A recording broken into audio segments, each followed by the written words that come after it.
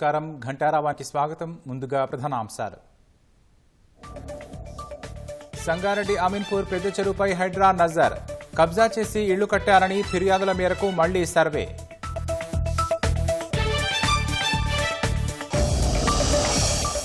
హైడ్రా పేరుతో పెద్దలకు ఒక న్యాయం, పేదలకు మరో న్యాయం. ఇళ్లు కూల్చిన వారికి పునరావాసం కల్పించాలని కేటీఆర్ డిమాండ్.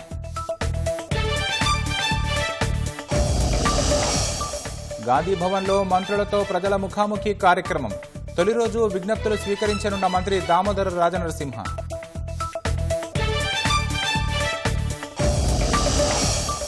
ములుగులో ఎస్సీ ఎస్టీ బాలికల హాస్టళ్లను పరిశీలించిన సీతక్క. సమస్యలు ఏకరువు పెట్టిన విద్యార్థులు సరిచేయిస్తామన్న మంత్రి.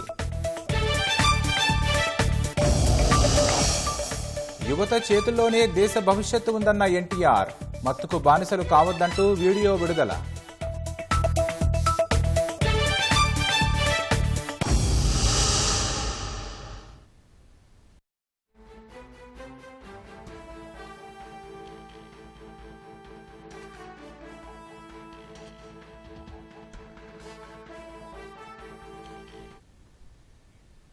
తాజా అంశాన్ని చూస్తున్నాం. సంగారెడ్డి జిల్లా అమీన్పూర్లో హైడ్రా అధికారులు మళ్లీ సర్వే చేపట్టారు.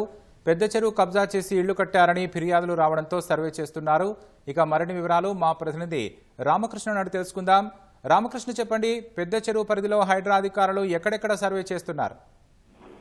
రాకేష్, సంగారెడ్డి జిల్లా అమీన్పూర్ మున్సిపాలిటీ పరిధిలోని ఈ పలు సర్వే నెంబర్లో మధ్యాహ్నం ఉదయం నుంచి కూడా మధ్యాహ్నం వరకు సర్వే అయితే అటు హైడ్రా అధికారులు అలాగే స్థానిక రెవెన్యూ సిబ్బంది పోలీసుల సాయంతో ఈ సర్వే అయితే నిర్వహిస్తా ఉన్నారు. అక్రమంగా నిర్మించినటువంటి ఈ ప్రభుత్వ స్థలాలు ఏదైతే ఉందో దాంట్లో అక్రమంగా నిర్మాణాలు ఏర్పాటు చేసిన వాటిని ముందుగా గుర్తించి వారికి నోటీసులు జారీ చేసే అవకాశం కూడా ఉంది. ఇప్పటికే పలు దఫాలుగా ఇప్పుడు 3 సార్లు కూడా అమీన్పూర్ మున్సిపాలిటీ పరిధిలో ఈ ప్రభుత్వ స్థలాలు ఏవైతే ఉన్నాయో వాటిల్లో అక్రమంగా భవనాలు ఏవైతే నిర్మించారో వాటిని కూల్చివేశారు.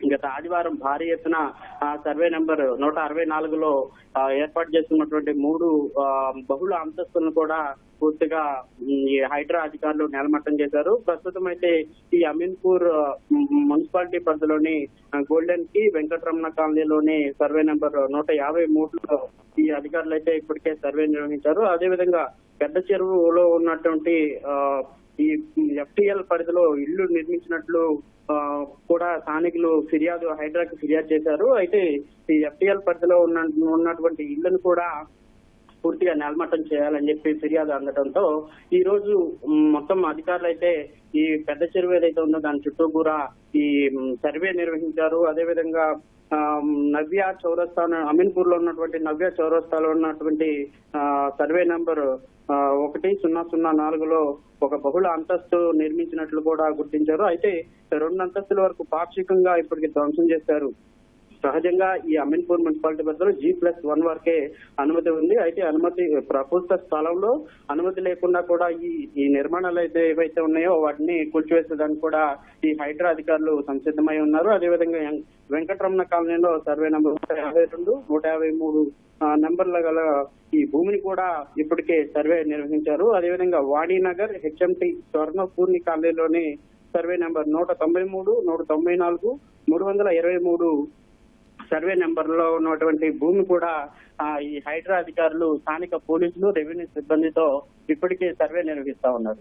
మొత్తంగా ఈ అమీన్పూర్ పరిధిలోని ఈ ప్రభుత్వ భూమి అయితే మాత్రం ఈ అక్రమార్కుల చెర నుంచి విప్పించడానికి హైడ్రా కంకణం కట్టుకుందని చెప్పవచ్చు. గత ఆదివారం కూడా ఈ భారీ బందోబస్తు నడుమ రాత్రి 1 గంట వరకు కూడా ఈ బహుళ అంతస్తులను పూర్తిగా ధ్వంసం చేసిన పరిస్థితి. మరి ఇప్పుడు వరకు ఉన్న సమాచారం మేరకు మరో కొద్ది రోజుల్లోనే ఈ అమీన్పూర్ పరిధిలో ఉన్నటువంటి ప్రభుత్వ భూమి ఏదైతే ఉందో దాన్ని పూర్తిగా ప్రభుత్వం స్వాధీనం చేసుకుని అక్రమ కట్టడాలు ఏదైతే ఉన్నాయో వాటన్నిటికి కూడా తొలగించే ప్రయత్నం కూడా జరుగుతుందని చెప్పుకోవచ్చు. రాకేష్, ధన్యవాదాలు రామకృష్ణ.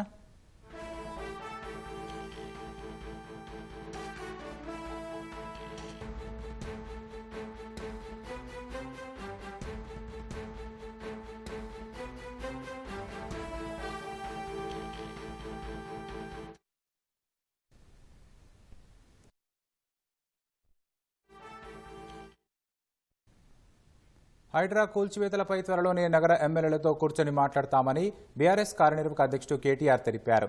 బాధితులకు తమ హయాంలో కట్టిన డబుల్ బెడ్రూమ్ ఇండ్లు ఇవ్వాలని ఆయన డిమాండ్ చేశారు. బీఆర్ఎస్ హయాంలో నిర్మించిన ఎస్టీపీల పరిశీలనలో భాగంగా కేటీఆర్, బీఆర్ఎస్ ఎమ్మెల్యేలు, ఎమ్మెల్సీలు, నేతలు ఫతేనగర్ మురుగునీటి శుద్ధి కేంద్రాన్ని పరిశీలించారు. ప్లాంటును పరిశీలించి అక్కడున్న ఇంజనీర్లు, సిబ్బందితో మాట్లాడారు. ఎస్టీపీకి సంబంధించిన వివరాలు ఆరా తీశారు. ఎస్టీపీల నిర్మాణం పూర్తయితే 100% శుద్ధి చేసే ఏకైక నగరంగా హైదరాబాద్ నిలుస్తుందని చాలా సంతోషంగా ఉందన్న కేటీఆర్, ఎస్టీపీల సందర్శనలో ఇది మొదటి అడుగు మాత్రమేనని, అన్ని ఎస్టీపీలను సందర్శిస్తామని తెలిపారు. మూసీలో జరుగుతున్న కుంభకోణాన్ని త్వరలోనే బయటపెడతామని కేటీఆర్ తెలిపారు. పాకిస్తాన్ కంపెనీలకు పనులు కట్టబెడుతున్నారని ఆరోపించారు. పోలీస్ కావచ్చు, సమన్వయం చేసి శ్రీనివాస్ యాదవ్ గారు, మహమూద్ అలీ గారు, సబిత గారు, మా గౌరవ శాసనసభ్యులు దగ్గర ఉండి చూసుకునేది. చిన్నపాటి నొక్కు కూడా పడకుండా, ఎక్కడ చిన్నపాటి ఇబ్బంది కూడా కాకుండా, ట్రాఫిక్ అంతరాయం కాకుండా, ఫార్ములా రేస్ కావచ్చు, లేదా ఒక గణేష్ నిమజ్జనం కావచ్చు, లేదా మొహర్రం ఊరేగింపు కావచ్చు, బోనాల పండుగ కావచ్చు, ఏదైనా కూడా శాంతియుతంగా చేసాం. చివరికి సినిమాల కోసం జరిగే ప్రీ రిలీజ్ ఈవెంట్లకు కూడా అంత జాగ్రత్తగా ఎక్కడ ఇబ్బంది లేకుండా చేసిన ఘనత మా ప్రభుత్వాన్ని. కానీ ఈరోజు ఏం జరుగుతూ ఉంది హైదరాబాద్లో మీరే చూడండి. నిన్న పాపం జూనియర్ ఎన్టీఆర్ గారి సినిమా ఆయన ఇక్కడ ఏదో రిలీజ్ ఫంక్షన్ పెట్టుకుంటే దాన్ని కూడా కనీసం నిర్వహించలేని అసమర్థత, గంట్లాంటి పరిస్థితిలోకి ఇలా ఈ నగరం వెళ్ళిపోయింది. ఇంకోవైపు చాలా విచిత్రంగా ట్రాఫిక్ సమస్య నాకంటే బాగా మీకే తెలుసు, నాకంటే ఎక్కువ మీరే తిరుగుతారు.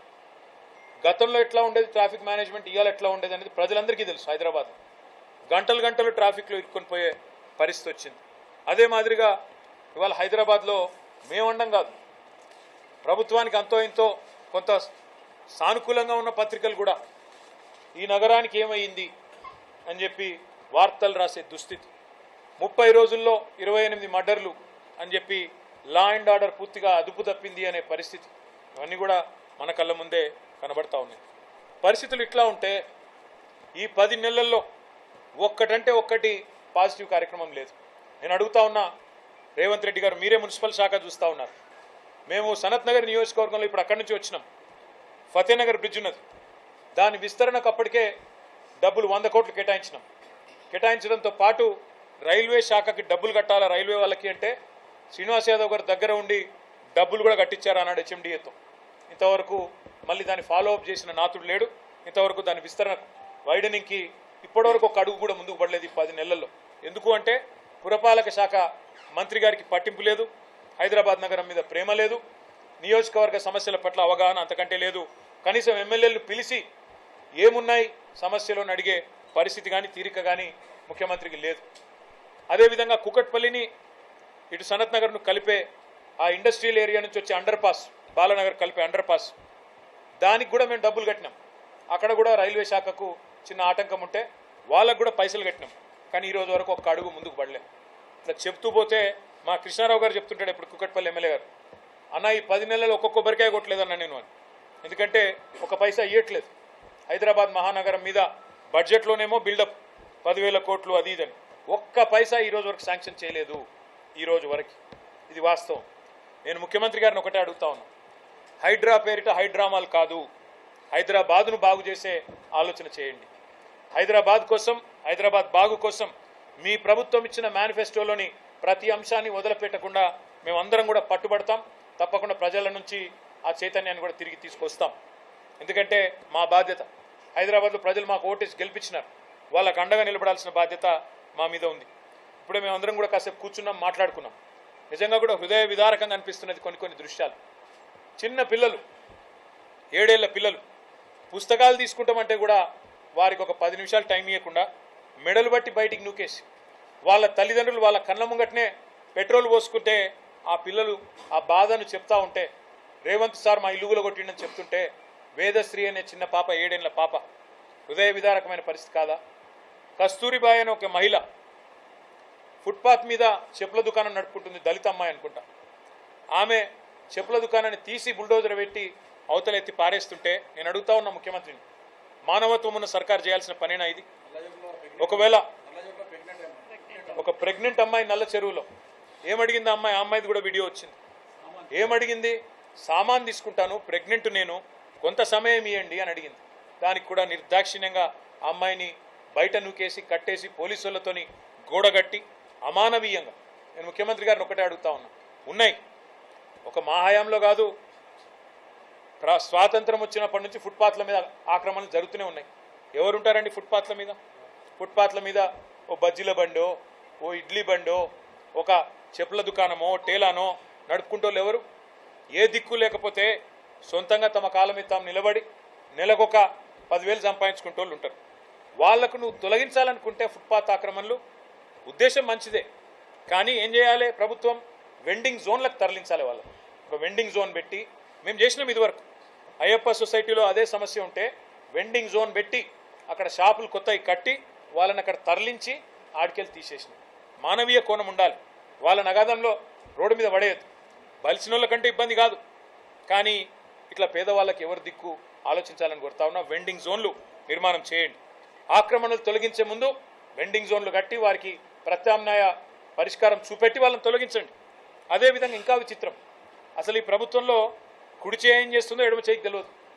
నిన్నగాక మొన్న చూసిన నేను 3 రోజుల కింద 1,50,00,000 రూపాయలు పెట్టి రిజిస్ట్రేషన్ అవుతుంది. 3.5 రోజుల కింద, 3 రోజుల కిందట.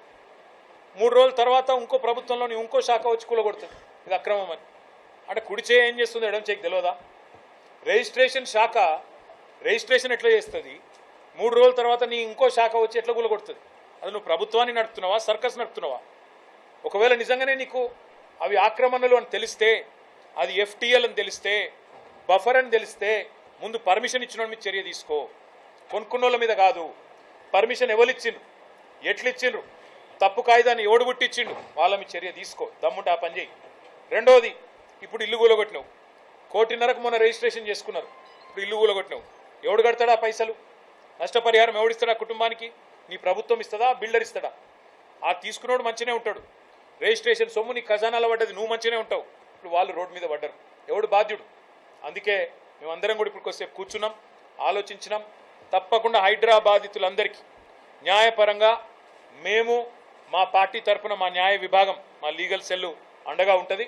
ఎవరికి ఏ ఇబ్బంది ఉన్నా భారత రాష్ట్ర సమితి కేంద్ర కార్యాలయం తెలంగాణ భవన్, బంజారాహిల్స్ రోడ్ నెంబర్ 10-12 మధ్యలో ఉంటుంది. ఆడికి రండి. తప్పకుండా మీకు మా న్యాయ విభాగం అండగా ఉంటుంది. లేదా మీ గౌరవ శాసనసభ్యులు, గౌరవ కార్పొరేటర్లు అందరూ బీఆర్ఎస్లో ఉన్నారు హైదరాబాద్లో, వారిని సంప్రదించండి. తప్పకుండా మీకు న్యాయపరంగా మేము అండగా నిలబడతాం. చట్టాన్ని, న్యాయాన్ని గౌరవించాలని ప్రభుత్వానికి న్యాయస్థానం ద్వారానే చెప్పిస్తామనే మాట కూడా నేను విజ్ఞప్తి చేస్తా ఉన్నా. ఇంకొక మాట కూడా నేను అడుగుతా ఉన్నా ఈ ముఖ్యమంత్రిని.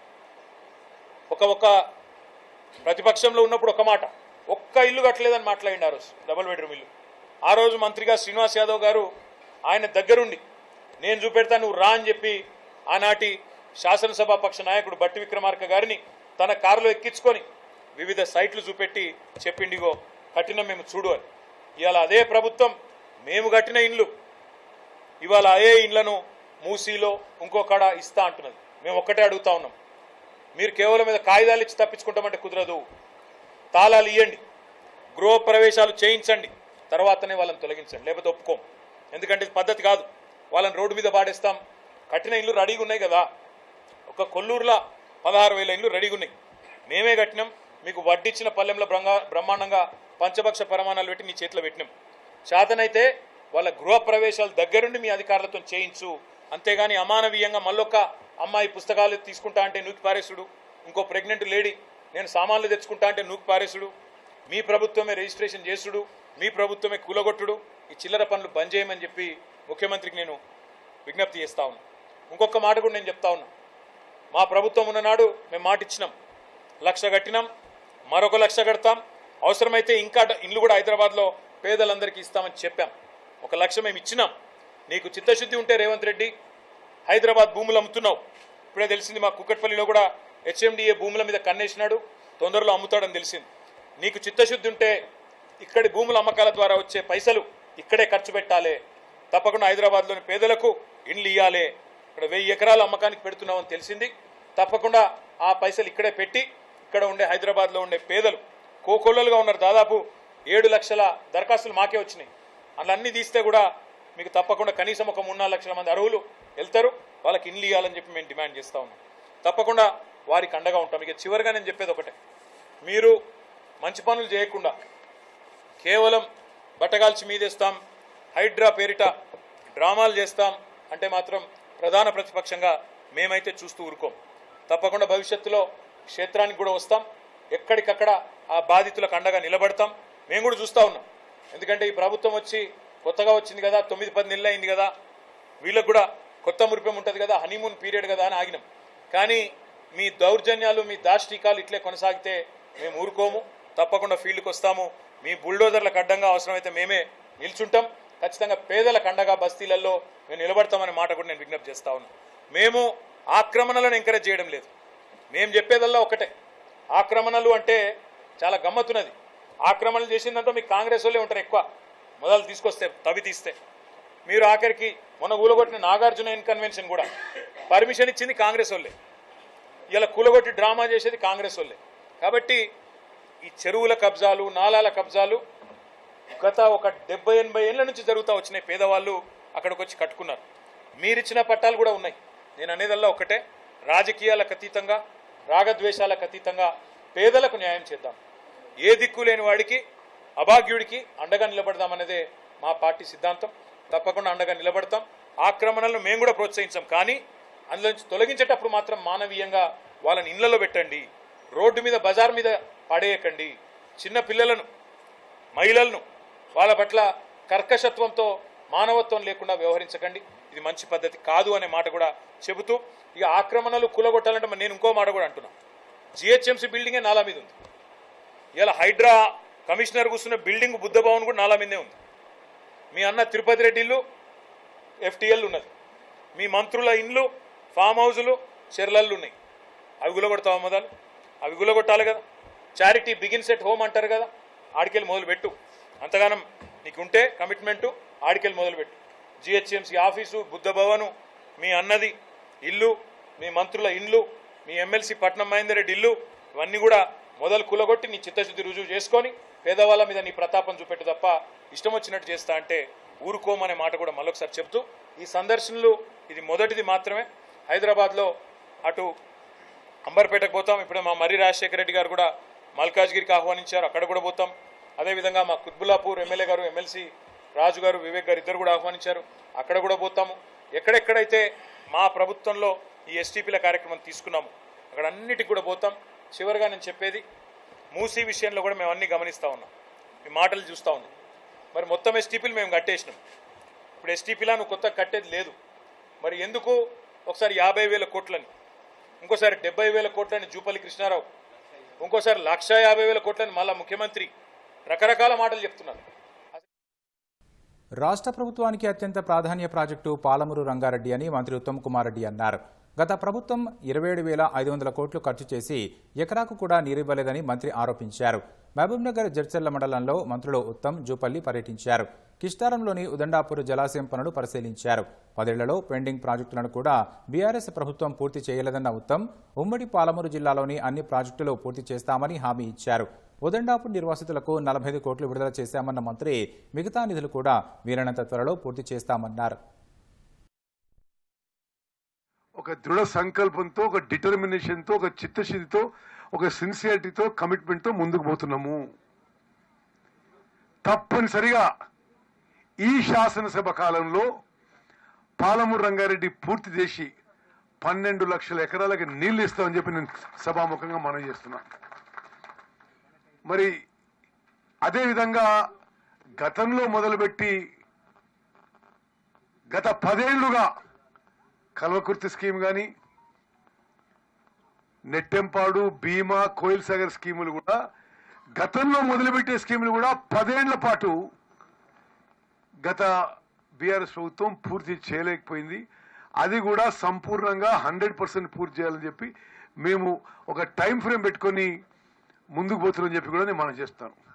మీ R&R కింద 45 కోట్ల రూపాయలు విడుదల చేయించడం జరిగింది. అదేవిధంగా అది పూర్తి చేస్తాం. ప్రాజెక్టు పనులు కూడా పూర్తి చేస్తాం. మరి పాలమూరు రంగారెడ్డితో సహా కల్వకుర్తి, నెట్టెంపాడు, భీమా, కోయిల్ సాగర్ ప్రాజెక్టు కూడా 100% ఈ శాసనసభ కాలంలో మరి మన ప్రభుత్వం పూర్తి చేయబోతున్న విషయం నేను మీకు మనవి చేస్తున్నా. మా ఏకైక ఉద్దేశం, లక్ష్యం ఉమ్మడి మహబూబ్నగర్ జిల్లాలో అన్ని ఇరిగేషన్ ప్రాజెక్ట్స్ కూడా పూర్తి చేయాలి. ఎంత వేగవంతంగా అయితే అంత వేగవంతంగా, ఎంత నిధులు అవసరం ఉన్నా కేటాయిస్తాం, ఈ యొక్క ప్రాజెక్టులు పూర్తి చేస్తామని చెప్పి కూడా ఈ సభాముఖంగా నేను మీకు మనవి చేస్తున్నాను. ములుగు జిల్లా కేంద్రంలోని గడిగడ్డ వీధిలో ఎస్సీ ఎస్టీ బాలికల హాస్టళ్లను మంత్రి సీతక్క పరిశీలించారు. హాస్టల్లో డైనింగ్ హాల్, మూత్రశాలలు, మంచినీటి సదుపాయం సరిగా లేదని విద్యార్థులు మంత్రి దృష్టికి తీసుకెళ్లారు. వాటికి మరమ్మతులు చేయించి దసరా నాటికి విద్యార్థులకు అందుబాటులోకి తీసుకురావాలని మంత్రి కలెక్టర్ను ఆదేశించారు. విద్యార్థులతో కలిసి మంత్రి, జిల్లా కలెక్టర్ అల్పాహారం చేశారు.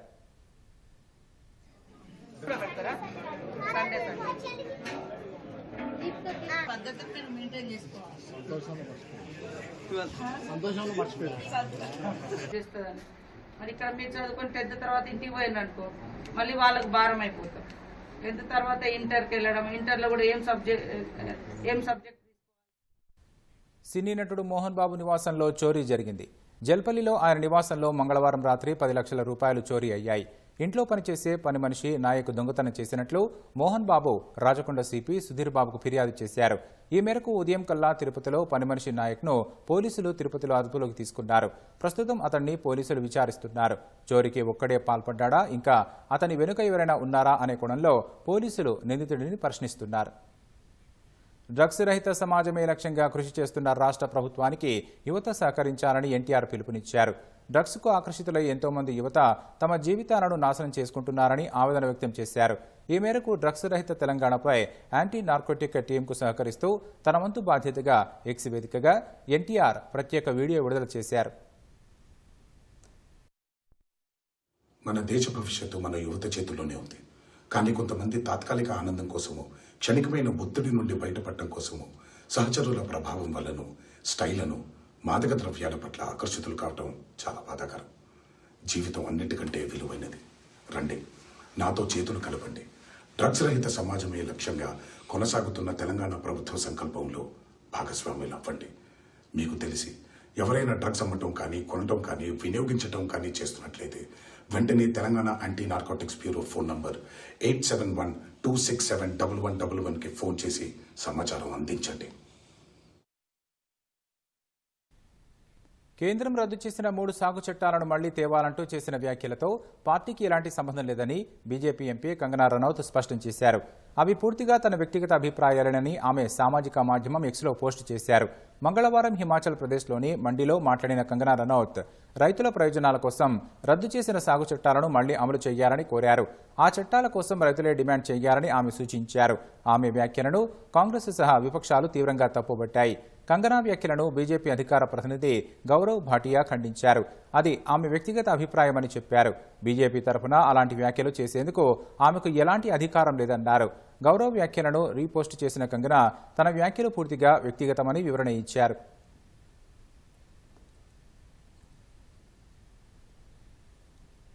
దుబాయ్కి వెళ్లాల్సిన ఎమిరేట్స్ విమానం నుంచి భారీగా పొగలు వెలువడడం చెన్నై విమానాశ్రయంలో కలకలం రేపింది. 280 మందితో దుబాయ్ బయలుదేరాల్సిన విమానంలో రాత్రి 9:15 పొగ రావడం అధికారులు గమనించారు. తోకభాగం నుంచి భారీగా పొగ వెలువడగా విమానాశ్రయ అధికారులు విమాన సిబ్బందికి, సాంకేతిక నిపుణులకు సమాచారం ఇచ్చారు. ఈలోపే అగ్నిమాపక సిబ్బంది కూడా వచ్చి నీటిని చిమ్మారు. 10 నిమిషాల తర్వాత పొగ ఆగిపోయింది. ఈ ఘటనతో విమాన ప్రయాణం ఆలస్యమైంది. చివరకు అన్ని రకాల తనిఖీలు పూర్తి చేసిన తర్వాత అనుమతులు రావడంతో రాత్రి 12:40 ఎమిరేట్స్ విమానం దుబాయ్ బయలుదేరింది.